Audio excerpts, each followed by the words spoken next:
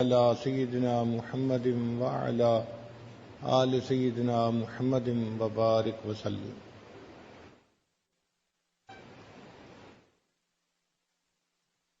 ہر انسان کی یہ چاہت ہوتی ہے کہ میری آرزوئیں اور تمنائیں پوری ہو جائیں۔ جب وہ دیکھتا ہے کہ جس بندے کے پاس مال زیادہ ہے وہ اپنی مرضی کے ہر کام کو کر لیتا ہے، تو انسان مال کمانے کے پیچھے پاگلوں کی طرح لگ جاتا ہے، خود بھی کمانے میں اور اپنی اولاد کو بھی اسی راستے پہ لگا دیتا ہے۔ بزنس مین ہے تو اولاد کو بھی بزنس میں ساتھ لگا لیتا ہے، فیکٹری اونر ہے تو اپنی اولاد کو بھی فیکٹری چلانے میں لگا دیتا ہے، حتیٰ کہ چھوٹے بچوں کو وہی مضامین پڑھاتا ہے جن سے بعد میں وہ اچھی جاب کر سکیں اور مال کما سکیں۔ گھر کے ہر فرد کو مال کمانے کے لیے تیار کیا جاتا ہے، حتیٰ کہ گھر کی عورتوں کو بھی ایسی تعلیم دی جاتی ہے کہ ضرورت پڑنے پہ وہ بھی جاب کر سکیں اور پیسہ کما سکیں۔ تو وقت کے ساتھ ساتھ پیسہ کمانا گویا بندے کا مقصد بن جاتا ہے، اور یہ بہت بڑی غلط فہمی ہے، کیونکہ پیسہ زیادہ ہونے سے انسان کی آرزوئیں پوری نہیں ہوتی۔ پیسے سے انسان کتاب تو خرید سکتا ہے، علم تو نہیں خرید سکتا، دوائیں تو خرید سکتا ہے، صحت تو نہیں خرید سکتا۔ پیسے سے انسان اچھے کپڑے تو خرید سکتا ہے، خوبصورتی کو تو نہیں خرید سکتا۔ پیسے سے انسان دوسرے کی خوشامد کو تو خرید سکتا ہے، کسی کے دل کی محبت کو تو نہیں خرید سکتا۔ تو پیسے سے ہر چیز تو نہیں خریدی جا سکتی، اس لیے جن کے پاس پیسہ جتنا زیادہ ہوتا ہے آپ دیکھیں گے کہ وہ اتنا پریشان زیادہ ہوتے ہیں۔ پیسہ آتا ہے تو اپنے ساتھ وبال بھی لے کے آتا ہے، کبھی اولاد نافرمان، کبھی بیوی نافرمان، کبھی صحت کی مشکلات، کبھی اور اسی قسم کے مسائل، اور پھر دل بے چین رہتا ہے۔ چنانچہ پچھلے دنوں ہمارے ایک ساتھی نے مجھے ایک ڈاکومنٹ پرنٹ کر کے دی کہ دنیا کے 22-23 وہ بندے جو سب سے زیادہ امیر سمجھے جاتے تھے، جو بلینر تھے، ملینر کی بات نہیں ہے، بلینر تھے، ان کا انجام کیسا ہوا۔ تو میں پڑھ کے حیران ہوا کہ ان 22-23 میں سے کوئی 18-20 نے تو خودکشی کی، سارے کے سارے ڈپریشن کے مریض۔ ان کو ہاسپٹل داخل کروایا گیا، ان کے ساتھ پاگلوں والا جو ہے نا وہ معاملہ کیا گیا۔ میں حیران تھا کہ ان لوگوں کے پاس مال و دولت کے اتنے خزانے ہیں، پھر کیوں پریشان ہیں؟ تو لکھا ہوا تھا کہ ان کے دل میں سکون نہیں تھا، پریشانی تھی۔ تو جو دنیا کے سب سے امیر لوگ ہوں ان کے دلوں میں اگر یہ پریشانی ہے تو اس کا مطلب یہ کہ سکون مال و دولت سے خریدنے والی چیز نہیں ہے۔ یہ عجیب بات ہے کہ ہم لوگ سکون حاصل کرنے کی نیت سے ہر وہ کام کرتے پھرتے ہیں جو انسان کو بے سکون بناتا ہے۔ یہ غلط فہمی ہے ہماری۔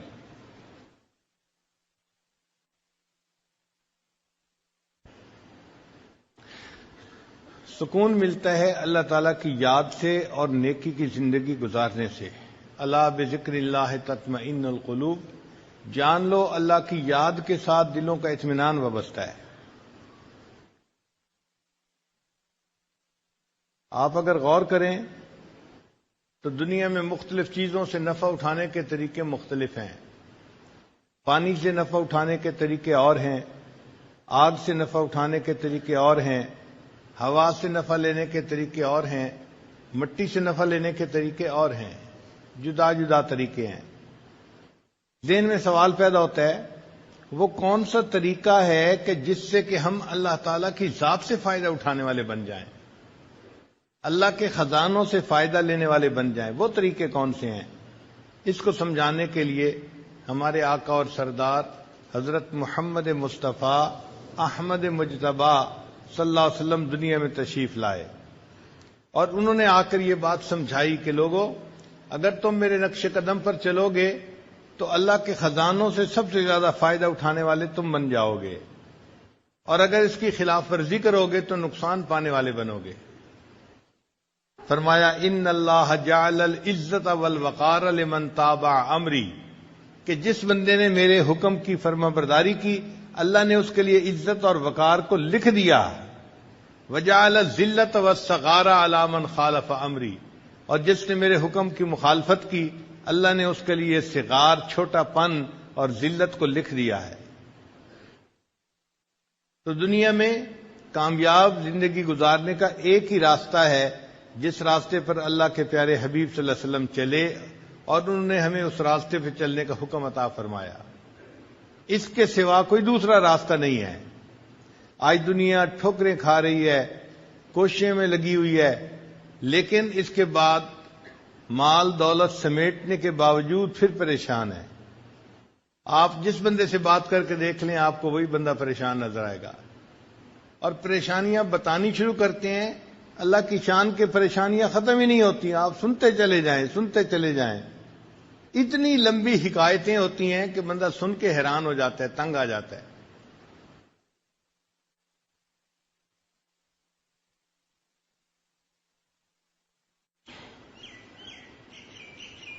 کوئی ایسا طریقہ جس سے کہ ہماری دعائیں قبول ہوں، ہماری نیک مرادیں پوری ہوں، اور ہمیں دنیا میں عزت ملے، لوگوں سے محبت ملے، وہ طریقہ نبی علیہ الصلوۃ والسلام کا بتایا ہوا راستہ ہے۔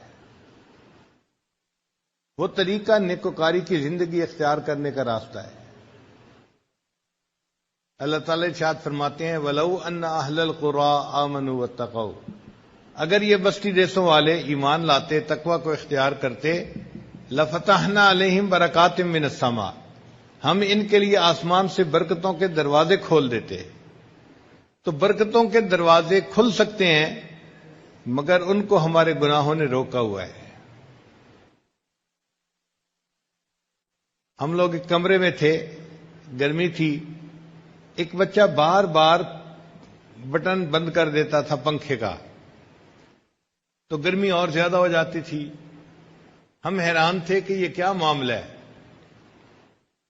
تو مجھے اس دن خیال آیا کہ بالکل اسی طرح اللہ تعالیٰ نے تو ہمارے لیے عزت اور رزق کے دروازوں کو بنایا ہے، ہم ان گناہوں کے ذریعے سے اس کے آف بٹن کو دبا دیتے ہیں اور وہ دروازے بند ہو جاتے ہیں، اور بجائے رزق میں انسان کو سکون ملنے کے الٹا پریشانی ملتی ہے۔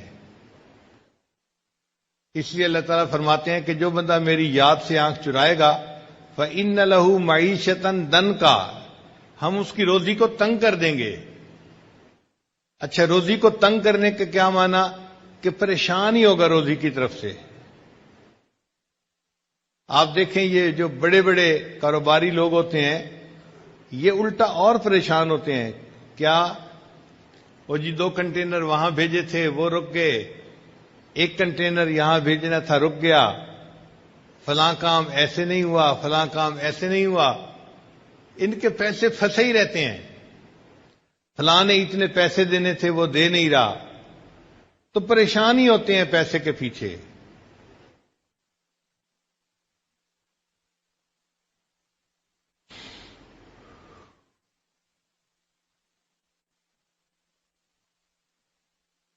اور کئی مرتبہ ایکسپینشن کے چکر میں شیطان ڈال دیتا ہے۔ اچھی بلی فیکٹری تھی، چلا رہے تھے، مزے کی زندگی گزار رہے تھے، ذہن میں خیال آیا ہم اس کی کیپیسٹی کو بڑھا لیں۔ اب کیپیسٹی بڑھانے کے لیے کبھی تو بینک سے لون لیا، کبھی لوگوں سے لون لیے، اب وہ لون ایسا ہوتا ہے کہ اس کو واپس پے نہیں کر سکتے تو پریشان۔ تو پریشانی پریشانی، پیسہ ہے لیکن ساتھ پریشانی بھی ہے۔ پھر آپس میں بیٹھ کے باتیں کرتے ہیں جی کہ لیکوڈیٹی نہیں ہے ہمارے پاس، اس لیے پریشانی زیادہ ہو گئی ہے۔ پیسہ ہوتا ہے بینکوں میں ہوتا ہے، پیسہ ہوتا ہے کاغذوں میں ہوتا ہے، ہاتھ میں ان کے نہیں ہوتا۔ بس ان کی فیکٹریوں کی کیپیسٹیز بڑھتی جاتی ہیں اور وہ پریشان ہی ہوتے ہیں۔ اللہ ان کی معیشت کو تنگ کر دیتے ہیں، اس طرح سے ہر وقت پریشان۔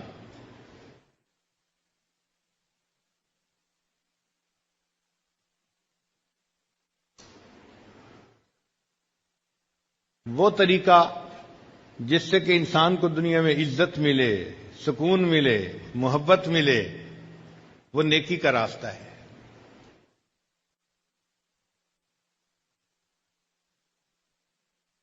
چنانچہ جن لوگوں نے نیکی کے راستے کو اپنایا، اللہ نے ان کے قدموں میں دنیا کو لا کے ڈال دیا۔ سفیان ثوری رحمت اللہ علیہ ایک سال میں 365 کپڑے بدلتے تھے، جوڑے بدلتے تھے۔ ایک بندے نے کہا ہوا تھا، حضرت میں آپ کو روزانہ ایک نیا سوٹ سلوا کے دوں گا، آپ وہ پہن کے درس دیا کرنا۔ تو حضرت روزانہ نیا سوٹ پہن کے درس دیتے تھے، پرانے سوٹ کو اللہ کے راستے میں صدقہ کر دیتے تھے۔ آپ مجھے بتائیں، ہے کوئی ایسا بزنس مین، کوئی امیر آدمی جو یہ بتائے کہ جی میں سال کے 365 سوٹ نئے بدلتا ہوں؟ بڑے سے بڑے امیر آدمی بھی 1 درجن 2 درجن کپڑے بدل لیں گے، وہی دو کے پہنتے رہتے ہیں، حالانکہ وہ امیر کہلاتے ہیں، وزیر کہلاتے ہیں۔ اور جن کو ہم فقیر کہتے ہیں، اللہ ان کو سال میں 365 سوٹ نئے بدلواتا ہے۔ یہ جو ہے نا مسلح کی بادشاہی، یہ عجیب نعمت ہے، سمجھ میں نہیں آتی۔ انسان دیکھنے میں فقیر ہوتا ہے، لیکن حقیقت کا امیر وہی ہوتا ہے، وہ دلوں کا بادشاہ ہوتا ہے۔ دنیا کے بادشاہ تو جسموں کے بادشاہ ہوتے ہیں، اور یہ اللہ والے یہ انسانوں کے دلوں کے بادشاہ ہوتے ہیں۔ اصل حکومت تو ان کی ہوتی ہے، اور وہ ان کو نیکی کی وجہ سے ملتی ہے۔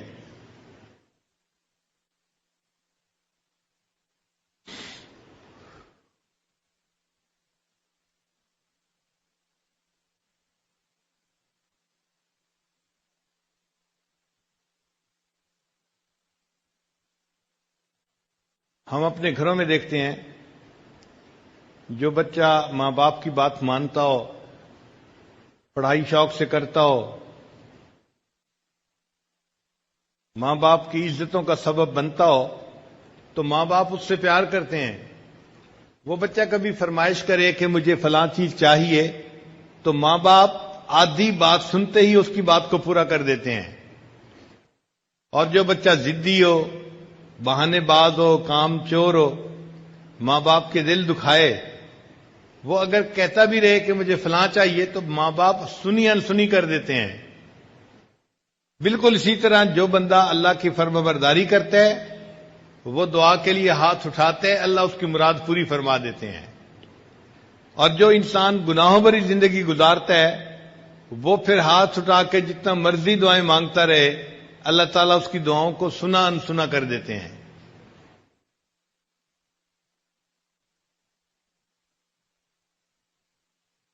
تو جس نے نیکی کی اور نیکی کی زندگی کو اختیار کیا، اللہ تعالیٰ اپنے خزانوں کے دروازے اس کے لیے کھول دیتے ہیں۔ اسی لیے کہا جاتا ہے کہ اللہ والوں کے ہاتھ اللہ تعالیٰ کی جیب میں ہوتے ہیں۔ اللہ والوں کے ہاتھ اللہ تعالیٰ کی جیب میں ہوتے ہیں۔ اللہ اپنے خزانوں کے دروازے ان کے لیے کھول دیتا ہے۔ حضرت مولانا قاسم نانوتوی رحمۃ اللہ مسجد میں تشریف فرما تھے۔ ایک بندہ آیا اور اس نے کچھ ہدیہ پیش کیا۔ حضرت کی عادت تھی کہ اگر کوئی بندہ سنت کی نیت سے ہدیہ پیش کرتا تھا تو لے لیتے تھے، اور اگر کوئی ان کو غریب سمجھ کے ہدیہ پیش کرتا تھا پھر نہیں لیتے تھے۔ استغنا تھا طبیعت کے اندر۔ اس نے کوئی بات ایسی کر دی کہ جس سے یہ فیل ہوتا تھا کہ وہ سمجھتا ہے کہ یہ بڑے محتاج ہیں اور فقیر ہیں، ضرورت مند ہیں، اور میں ان کو یہ دے رہا ہوں۔ تو حضرت نے فرمایا نہیں، میں آپ کا ہدیہ نہیں لوں گا۔ وہ بڑی محنت کرتا رہا، حضرت نے نہ کر دی۔ واپس گھر جانے لگا تو اللہ کی شان کہ جب وہ جوتوں والی جگہ پر پہنچا دروازے کے قریب، اس نے حضرت نانوتوی رحمۃ اللہ کے جوتے پڑے ہوئے دیکھے. اس کے دل میں خیال آیا کہ میں تو ہدیہ لے کے آیا ہوں، حضرت قبول نہیں کرتے تو کیا کروں. اس نے وہ جو پیسے تھے چاندی کے سکے وہ حضرت کے جوتے کے اندر ڈال دیے.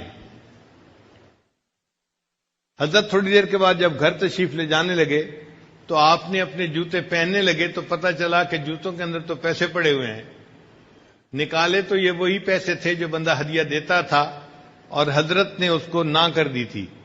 حضرت نانوتوی رحمۃ اللہ فرمانے لگے کہ دیکھو، جو دنیا کو ٹھوکر لگاتا ہے اللہ تعالیٰ دنیا اس کے قدموں میں یوں لا کے ڈال دیتے ہیں، اس کے جوتوں میں لا کے ڈال دیتے ہیں. اگر ہم دنیا کے پیچھے بھاگیں گے تو دنیا کبھی ہمارے ہاتھ نہیں آئے گی، لیکن اگر ہم دنیا سے رخ پھیر کے اللہ کو اپنا مقصود بنائیں گے تو یہ دنیا خود بخود ہمارے پیچھے آتی جائے گی. اس لیے زندگی گزارنے کا بہترین طریقہ انسان نیکی کو اختیار کرے. اللہ تعالیٰ اس بندے کے کاموں کو سنوارتے ہیں، اس کے کاموں میں اس کی مدد فرماتے ہیں، لوگوں کے دل میں اس بندے کی محبت عزت ڈال دیتے ہیں. یہ زندگی کو اچھا گزارنے کا بہترین طریقہ ہے. کتنی عجیب بات ہے کہ خواہشات نفسانی کو توڑنے میں خواہشات پوری ہوتی ہیں.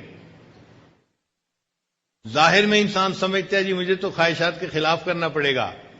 ہاں، ہمیں اپنی خواہشات کے خلاف کرنا پڑے گا، لیکن اللہ ہماری خواہشات کو پورا کر دیں گے.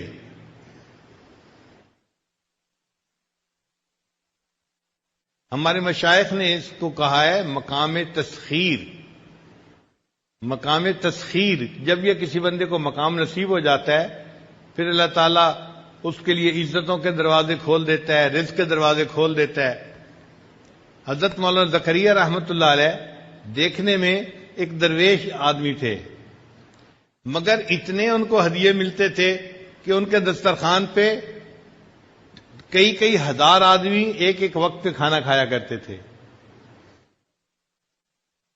چنانچہ وہ جب نبی علیہ السلام کی خدمت میں سلام پڑھنے کے لیے حاضر ہوتے تھے تو 2000 5000 10,000 ریال پہلے صدقہ کرتے تھے، پھر سلام کے لیے حاضر ہوتے تھے.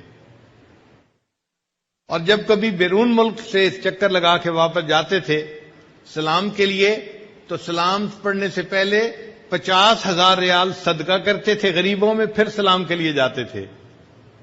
آج آپ بتائیں کون امیر آدمی ہے کہ جس کے پاس اتنا مال ہو کہ وہ 50,000 صدقہ کرے اور پھر نبی اسلام کی خدمت میں سلام کے لیے حاضر ہو. اللہ تعالیٰ یوں راستے کھول دیتے ہیں. حضرت انس رضی اللہ عنہ فرماتے ہیں کہ اللہ تعالیٰ نے صحابہ کرام پر مال کے دروازے اتنے کھول دیے تھے کہ جب مال غنیمت آتا تھا اور سونے چاندی کا ڈھیر لگتا تھا اس ڈھیر کے پیچھے لوگ کھڑے ہوئے نظر نہیں آتے تھے، چھپ جایا کرتے تھے. اب بتائیں کہ وہ کتنا بڑا ڈھیر ہوگا کہ جس کے پیچھے کھڑا ہوا بندہ چھپ جائے. چنانچہ حضرت عمر لانو کے دسترخوان پر ایک وقت میں 60,000 لوگ کھانا کھایا کرتے تھے. آپ بتائیں یہاں کے تو امیر لوگوں کے شادیوں پہ 60,000 بندے کھانا نہیں کھاتے، حالانکہ وہ تو زندگی میں ایک آدھ مرتبہ شادی کا بچوں کا معاملہ پیش آتا ہے. حضرت عمر لانو کے دسترخوان پہ روزانہ 60,000 بندے کھانا کھاتے تھے. یہ دولت اللہ نے کہاں سے دی تھی؟ رزق کی برکت اللہ نے بنا دی تھی. ایک بدو تھا، عام سا آدمی، اس کے دسترخوان پہ ہر روز 4 اونٹ ذبح ہوتے تھے. آپ بتائیں مجھے کوئی امیر بندہ ہے کہ جس کے گھر میں 4 بکرے روزانہ ذبح ہوتے ہوں؟ کروڑوں پتی بندے کے گھر کے اندر یہ کیفیت نہیں ہے کہ 4 بکرے روزانہ ذبح ہوں، اتنے مہمان ہوں. اور وہ ایک بدو تھا اور اس کے دسترخوان پر 4 اونٹ روزانہ ذبح ہوتے تھے. اتنے لوگ تو اس کے دسترخوان پہ کھانا کھاتے تھے. تو صحابہ رضوان نے دنیا سے منہ موڑا اور اپنے رب کو منایا. اللہ نے دنیا ان کے قدموں میں لا کے ڈال دی. حضرت عمر رضوان نے حضرت معاذ رضوان کو ایک مرتبہ 2 لاکھ درہم ہدیہ بھیجے انہوں نے ایک رات میں سارے کے سارے اللہ کے راستے میں صدقہ کر دیے، 2 لاکھ درہم۔ سیدہ عائشہ صدیقہ عنہا کو 50,000 درہم بھیجے، انہوں نے اسی وقت مدینہ کی بیواؤں کو بلوا لیا اور صدقہ کر دیے سب پیسے۔ باندی آئی کہ جی آپ روزے سے ہیں اور افطاری کے لیے کوئی چیز نہیں ہے، فرمانے لگی تو مجھے پہلے بتا دیتی، میں نے تو اب سب صدقہ کر دیا، میرے پاس تو افطاری کے لیے اب کچھ بھی نہیں بچا۔ حضرت عمر رضی اللہ عنہ نے سودا رضی اللہ تعالی عنہا کو 50,000 درہم بھیجے جو ان کا حصہ بنا تھا۔ جیسے ہی مال ان کے پاس آیا انہوں نے اسی وقت سارے کے سارے جو ہے اللہ کے راستے میں تقسیم کر دیے۔ جب پورا مال تقسیم ہو گیا تو انہوں نے 2 رکعت نفل پڑھے اور نفل پڑھ کے دعا مانگی، اے اللہ امیر المومنین عمر بن الخطاب کو توفیق ہی نہ دے کہ وہ آئندہ مجھے پیسے بھیجا کریں، اے اللہ ان کو توفیق ہی نہ دے کہ وہ مجھے پیسے بھیجیں۔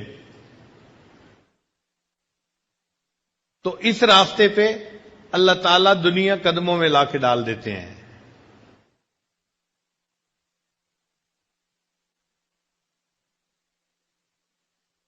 ہمارے حضرت مرشد عالم رحمۃ اللہ علیہ کر اللہ تعالیٰ نے اس طرح دنیا کے دروازے کھول دیے تھے۔ اگر وہ چاہتے کہ میں مسجد کی دیوار ایسی بناؤں کہ 1 اینٹ سونے کی ہو اور 1 اینٹ چاندی کی ہو، مجھے پکا یقین تھا کہ حضرت ایسی مسجد بھی بنا جاتے۔ حضرت خواجہ عبد المالک صدیقی رحمۃ اللہ علیہ خانوال والے، انہوں نے مسجد بنائی تو لوگوں نے مسجد کا نام رکھ دیا بے چندہ مسجد۔ بے چندہ مسجد نام کیوں رکھا؟ کہ کبھی چندہ ہی نہیں کیا جاتا تھا۔ تو اللہ تعالیٰ دنیا کی فتوحات دے دیتے ہیں اگر انسان نیکی کی زندگی کو اختیار کرے۔ پھر لوگوں کے دلوں میں اللہ محبتیں بھی ڈال دیتے ہیں، عزتیں بھی ڈال دیتے ہیں۔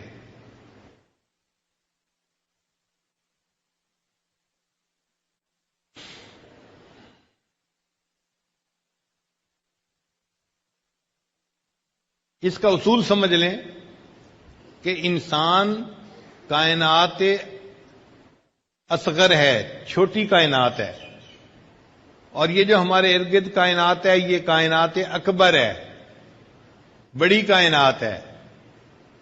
آپس میں چیزیں ایک دوسرے سے مشابہت رکھتی ہیں۔ مثال کے طور پہ انسان کے جسم پر بال ہوتے ہیں، کائنات کے اندر دیکھیں تو زمین کے اوپر درخت ہوتے ہیں، انسان کے جسم میں ہڈیاں ہوتی ہیں، اور اگر کائنات میں دیکھیں تو ان میں پہاڑ ہوتے ہیں، پتھر ہوتے ہیں، سخت ہوتے ہیں۔ انسان کے جسم میں خون کی شریانیں ہوتی ہیں، اور زمین کے اندر دریا اور نہریں ہوتی ہیں، زمین کے اوپر چشمے ہوتے ہیں، اور انسان کی جسم میں چشم ہوتی ہے۔ وقت آنے پہ اس چشم میں سے بھی چشمے کی طرح پانی نکلتا ہے، آنسو ٹپکتے ہیں۔ زمین کے اندر نرم مٹی ہوتی ہے، انسان کے جسم کے اندر گوشت ہوتا ہے۔ تو جسم کی مشابہت ہے کائنات کے ساتھ۔ یہ عالم اصغر ہے، وہ عالم اکبر ہے۔ اب دستور یہ ہے کہ جس بندے کے جسم پر اللہ کا حکم چلنا شروع ہو جاتا ہے، جس بندے کے جسم پر اللہ کا حکم چلنا شروع ہو جاتا ہے، اس بندے کا حکم عالم اکبر کے اوپر چلنا شروع ہو جاتا ہے۔ اس دستور کو اچھی طرح سمجھ لیجیے۔ چنانچہ جو بندہ اللہ کے احکام کے مطابق زندگی گزارے گا، اللہ تعالیٰ اس کو مقام تسخیر عطا فرمائیں گے۔ جو لوگ پریشان ہوتے ہیں نا، یہ مسئلہ حل نہیں ہوتا، یہ مسئلہ حل نہیں ہوتا، بھائی اس میں رکاوٹ ہمارے اپنے گناہوں کی وجہ سے ہوتی ہے۔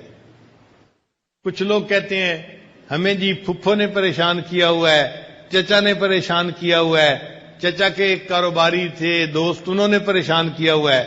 سچی بات تو یہ ہے ہمیں کسی نے پریشان نہیں کیا ہوا، ہمیں ہمارے نفس نے پریشان کیا ہوا ہے۔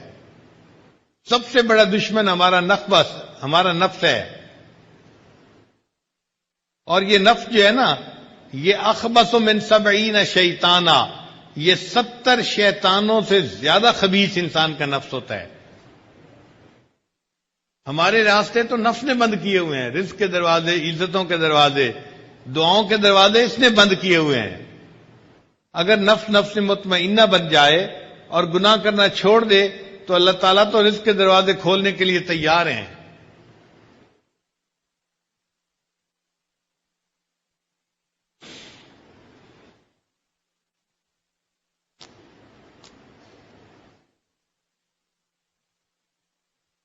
تو ہمیں محنت اس بات پہ کرنی چاہیے کہ ہمارے جسم سے گناہ سرزد نہ ہو، آنکھ سے گناہ نہ ہو، زبان سے، کان سے، دل دماغ سے، ہاتھ پاؤں سے، شرمگاہ سے، جسم کے کسی عضو سے گناہ سرزد نہ ہو. اس پر محنت کرنے کی ضرورت ہے. اور جو بندہ ایسا بن جاتا ہے کہ وہ گناہوں سے بچ جاتا ہے، وہ اللہ کی نظر میں مستجاب الدعوات بن جاتا ہے.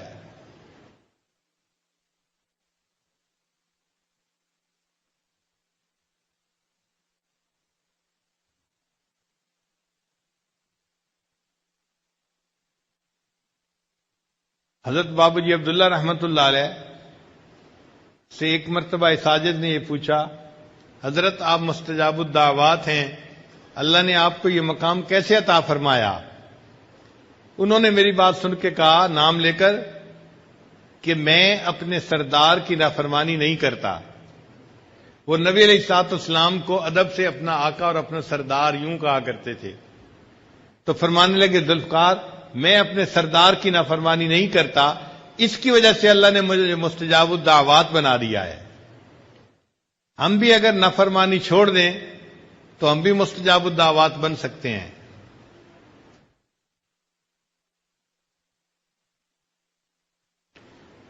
دھوکہ یہ ہے کہ انسان یہ سمجھتا ہے کہ گناہ کرنے سے کچھ نہیں ہوگا، اس لیے کہ فوری کوئی تھپڑ تو نہیں نہ لگتا کہ ادھر بدنظری کی ادھر تھپڑ پڑ گیا، تو چونکہ فوری کچھ ہوتا نظر نہیں آتا انسان سمجھتا ہے کچھ نہیں ہوگا.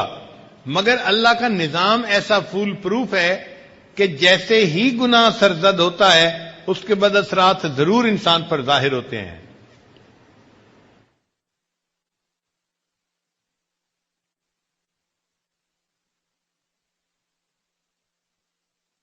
اللہ تعالیٰ تو ارشاد فرماتے ہیں کہ جس نے مثقال ذرۃ، ایک ذرہ کے برابر بھی نیکی کی تو اس کا بھی اجر ملے گا، اور ذرہ کے برابر اس نے برائی کی تو اس کا سزا بھی اس کو ملے گی. تو اللہ تعالیٰ کا نظام اتنا ایکوریٹ ہے، ایک ذرہ کے برابر بھی گناہ کریں گے تو اس کا بھی اثر ہمیں پہنچ کر رہے گا.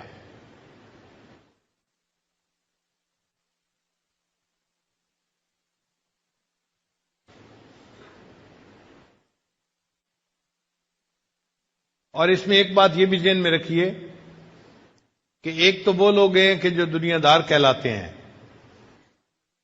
ہر وقت وہ دنیا کمانے میں لگے ہوئے ہیں، دنیا کے پیچھے لگے ہوئے ہیں، اور ان کا دین سے اتنا دلچسپی کا معاملہ نہیں ہوتا، ان کی بات نہیں کرتے. ہم بات کرتے ہیں ان لوگوں کی جو دیندار کہے جاتے ہیں، جو دیندار سمجھے جاتے ہیں.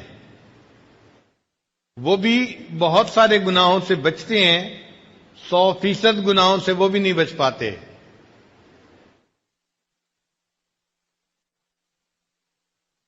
کسی کو غصے کی بیماری، کسی کو شہوت کی بیماری، کسی کو حسد کی بیماری، کسی کو عجب کی بیماری، وہ بیچارے بھی بیمار ہوتے ہیں.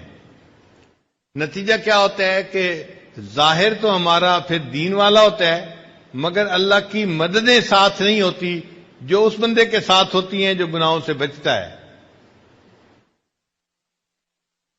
پھر ہم بھی پریشانی کی زندگی گزارتے پھرتے ہیں.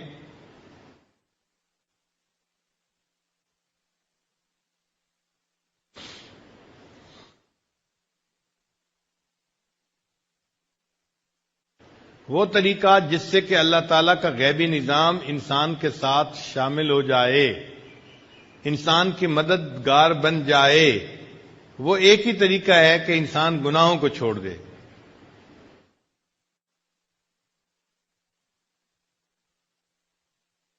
یہ کہنے میں جتنا آسان ہے کرنے میں اتنا ہی مشکل ہے.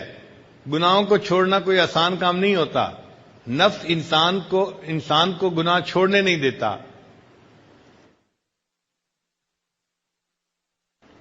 ایک نوجوان آئے، حضرت کیا کریں، بد نظری نہیں چھوٹتی. بھائی اللہ کا خوف اگر دل میں ہوگا پھر تو بد نظری چھوٹ جائے گی، اور اگر اللہ کا خوف دل میں نہیں ہوتا تو کیسے چھوٹے گی بھائی. پھر میں نے اسے ایک طریقہ سکھایا. میں نے کہا دیکھیں، آپ چاہتے ہیں کہ کسی غیر کی طرف دیکھیں اور اس وقت اس لڑکی کا خاوند آپ کی طرف دیکھ رہا ہے یا باپ آپ کی طرف دیکھ رہا ہے، تو کیا اس وقت آپ اس کو بری نظر سے نظر اٹھا کے لڑکی کو دیکھیں گے؟ اس نے کہا جی نہیں، اگر اس کا خاوند پاس ہے تو خاوند تو میرے ساتھ جھگڑا کرے گا، لڑائی کرے گا، اور ہو سکتا ہے کہ مجھے تکلیف پہنچائے. تو خاوند دیکھ رہا ہوگا تو میں اس کی بیوی کی طرف نہیں دیکھوں گا. میں نے اس بات پہ جب اس کو اچھی طرح پکا کر لیا، پھر اسے یہ بات سمجھائی کہ دیکھو ہمارے اکابر نے لکھا ہے کہ جب کوئی بندہ بد نظری کرتا ہے، اس کی نظر اس عورت پر بعد میں پڑتی ہے، اس سے پہلے اللہ کی نظر اس بندے پر پڑ رہی ہوتی ہے. تو بندے کی نظر غیر محرم پر بعد میں پڑتی ہے، اللہ کی نظر بندے پر پہلے پڑتی ہے. اللہ دیکھ رہے ہوتے ہیں. اچھا تم ادھر بھی دیکھ رہے ہو، ادھر بھی دیکھ رہے ہو، ادھر بھی دیکھ رہے ہو، للچائی نظروں سے اس کو بھی دیکھ رہے ہو، تو ہماری ان بدعمالیوں کا پھر وبال ہمیں بھگتنا پڑتا ہے.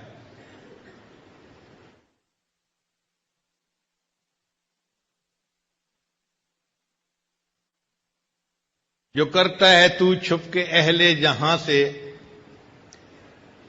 جو کرتا ہے تو چھپ کے اہل جہاں سے، کوئی دیکھتا ہے تجھے آسمان سے. اللہ تعالیٰ آسمان سے ہمیں دیکھ رہے ہوتے ہیں. ہم دنیا کے لوگوں سے چھپ جاتے ہیں، اللہ سے نہیں چھپ سکتے. چنانچہ یہ گناہوں کی وجہ سے آج ہم پریشانیوں کی زندگی گزارتے ہیں.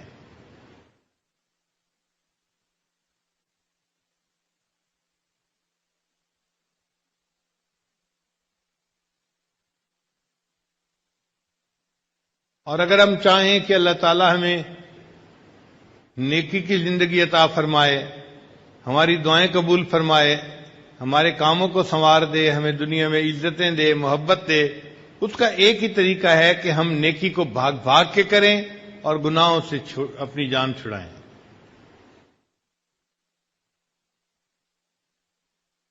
اللہ تعالیٰ نے انسان کو دنیا میں اس لیے بھیجا، خلق الموت والحیات لیبلوکم ایکم احسن عملا، یہ آزمانے کے لیے کہ تم میں سے کون بہتر عمل کرتا ہے. چنانچہ تفسیر روح المعانی میں لکھا ہے کہ احسن عملا، بہترین عمل کا معنی کیا ہے؟ وہ فرماتے ہیں کہ ایسا بندہ اسرع فی الخیر، جو نیکی کا کام کرنے میں جلدی کرے، بھاگ کے نیکی کرے، وَأَوْرَعُ مِنَ الْمَعْصِیَةِ، اور معصیت سے بچنے میں دوسروں سے زیادہ جلدی کرے، ایسا بندہ احسن اعمال کرنے والا ہوتا ہے.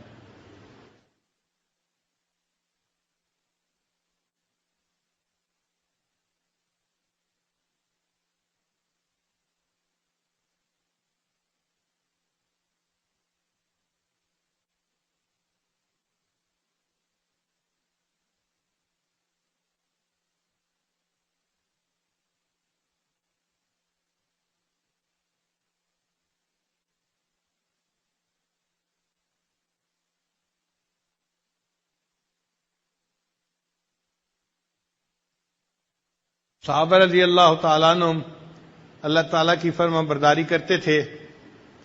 اس کا نتیجہ یہ نکلا کہ مخلوق ان کی فرما برداری کرتی تھی، جنگل کے جانور بھی ان کی فرما برداری کرتے تھے. ایک صحابی رضی اللہ عنہ نے ایک مرتبہ وہ لشکر سے پیچھے رہ گئے. ان کو سمجھ نہیں لگ رہی تھی کہ لشکر گیا کہاں ہے. اب بڑی مشکل پیش آ رہی تھی، دائیں جائیں، بائیں، آگے یا پیچھے، کدھر جائیں، ان کو سمجھ نہیں لگتی تھی. اتنے میں انہیں ایک شیر نظر آیا.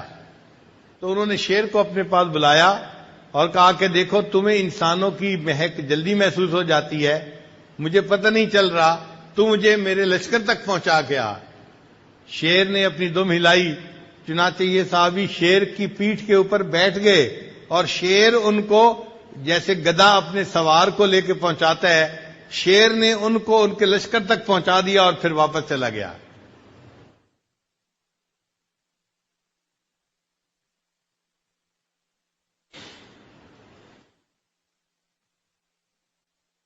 ہم اللہ تعالیٰ کی فرما برداری کریں گے، اس کے نتیجے میں اللہ تعالیٰ مخلوق کو ہمارا فرما بردار بنا دیں گے۔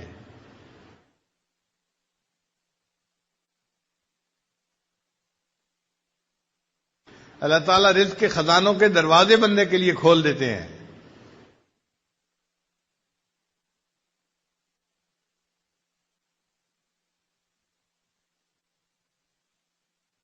حضرت مولانا یوسف بن نوری رحمۃ اللہ علیہ کے پاس بہت سارے لوگ آتے تھے اپنے زکوٰۃ کا پیسہ لے کے، تو حضرت ان کو فرماتے تھے کہ دیکھو بھائی، میرے مدرسے میں سالانہ جتنا خرچہ ہوتا ہے وہ تو پہلے ہی مجھے مل چکا، اب میں آپ کے مال کو لے کے کیا کروں گا؟ تو حضرت ان کے مال کو واپس کر دیا کرتے تھے۔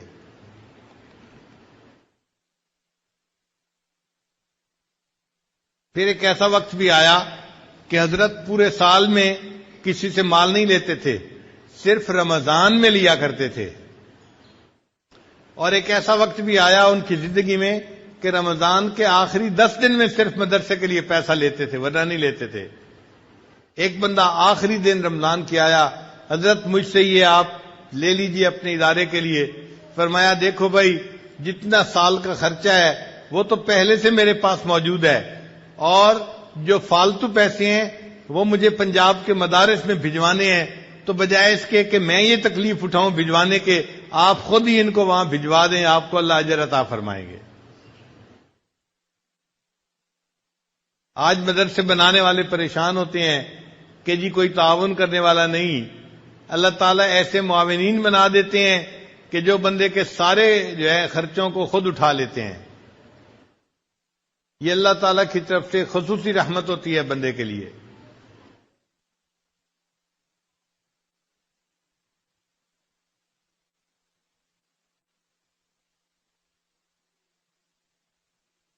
اللہ تعالیٰ قرآن مجید میں فرماتے ہیں وَلِمَنْ خَافَ مَقَامَ رَبِّهِ جَنَّتَانِ، جو اپنے رب کے سامنے کھڑا ہونے سے ڈرا اس کے لیے 2 جنتیں ہوں گی۔ تو مفسرین نے لکھا کہ اللہ تعالیٰ اس کو جنت میں 2 محل عطا فرمائیں گے۔ جیسے ایک بندے کا گھر لاہور میں ہے اور دوسرا گھر اسلام آباد میں ہے، اسی طرح اللہ تعالیٰ اس نیک بندے کے جنت میں 2 گھر بنا دیں گے۔ اور بعض مفسرین نے لکھا کہ نہیں، اس کا یہ معنی نہیں، بلکہ معنی یہ ہے وَلِمَنْ خَافَ مَقَامَ رَبِّهِ جَنَّتَانِ، جو اپنے رب کے سامنے کھڑا ہونے سے ڈرا اللہ اس کو 2 جنتیں عطا فرمائیں گے۔ اس کا معنی یہ ہے ای جنت الدنیا و جنت الآخرہ، آخرت میں تو اللہ اس کو جنت عطا فرمائیں گے ہی صحیح، اللہ اس کی دنیا کی زندگی کو جنت کا نمونہ بنا دیں گے۔ چنانچہ اللہ والوں کے ساتھ یہی ہوتا ہے کہ اللہ تعالیٰ ان کی عمر کے آخری حصے میں ایسی منشا پوری فرماتے ہیں کہ جیسے جنت میں کسی کی منشا پوری ہوتی ہے۔ ایک مرتبہ حضرت مشری عالم رحمۃ اللہ کے پاس میں گیا اور میں نے کہا کہ حضرت یہ جو مستجاب الدعوات ہونا ہے یہ بہت بڑا انعام ہے اللہ کی طرف سے۔ تو حضرت مجھے فرمانے لگے ایک مقام اس سے بھی اونچا ہے۔ میں نے پوچھا حضرت وہ کون سا ہے؟ فرمانے لگے کہ ایک ایسا بھی مقام آتا ہے کہ جہاں بندے کو ہاتھ اٹھانے بھی نہیں پڑتے، اللہ دل میں پیدا ہونے والی چاہت کو ہی پورا کر دیا کرتے ہیں، ہاتھ اٹھانے کی بھی تکلیف بندے کو نہیں دیتے۔ یہ وہ لوگ ہوتے ہیں کہ جن کی زندگی 100% شریعت کے مطابق بن چکی ہوتی ہے۔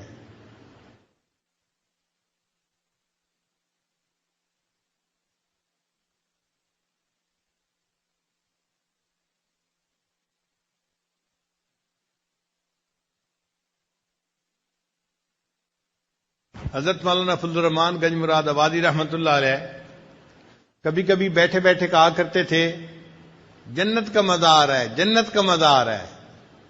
یعنی دل میں اتنا سکون ہوتا ہے کہ ان کو اس دنیا میں بیٹھے ہوئے جنت کے مزے آ رہے ہوتے ہیں. اگر اس کا نظارہ دیکھنا ہو تو آپ ایک ہفتہ کسی دنیا دار کے ساتھ بھی رہ کے دیکھ لیں تو آپ اس کی زندگی میں پریشانیاں ہی پریشانیاں دیکھیں گے، اور ایک ہفتہ کسی اللہ والے کے پاس رہ کے دیکھ لیں آپ اس کی زندگی میں جنت کا منظر دیکھیں گے کہ ان کے دل میں ایک کوئی چیز کی خواہش ہوتی ہے، اللہ پورا کر دیتے ہیں. اس طرح سے راستے کھول دیتے ہیں، عزتیں دیتے ہیں، محبتیں دیتے ہیں، تو ان کی دنیا کی زندگی جنت کا نمونہ بن جاتی ہے.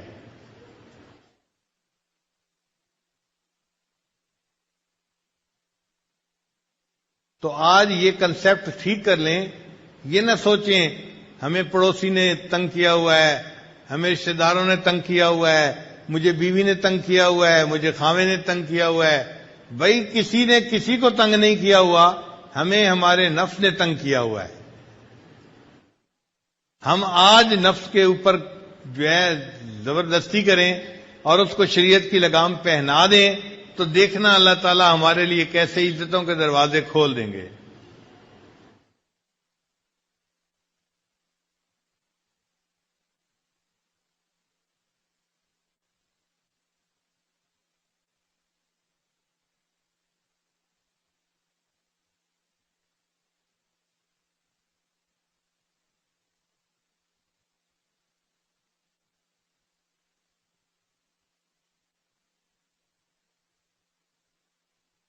علامہ اقبال نے اچھے اشعار لکھے، فرماتے ہیں تیرے دریا میں طوفان کیوں نہیں ہے، تیرے دریا میں طوفان کیوں نہیں ہے، خودی تیری مسلماں کیوں نہیں ہے، ابس ہے شکوے تقدیر یزداں تو خود تقدیر یزداں کیوں نہیں ہے.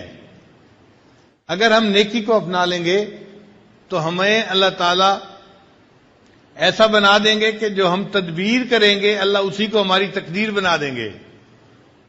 تو مسلمان ہے تو تقدیر ہے تدبیر تیری.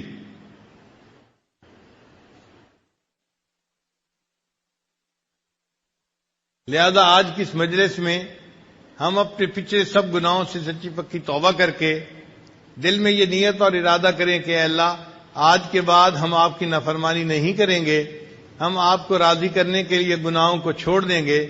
ہم گناہوں کو چھوڑیں گے، اللہ اس کے بدلے ہمیں دنیا آخرت کی عزتیں عطا فرمائیں گے.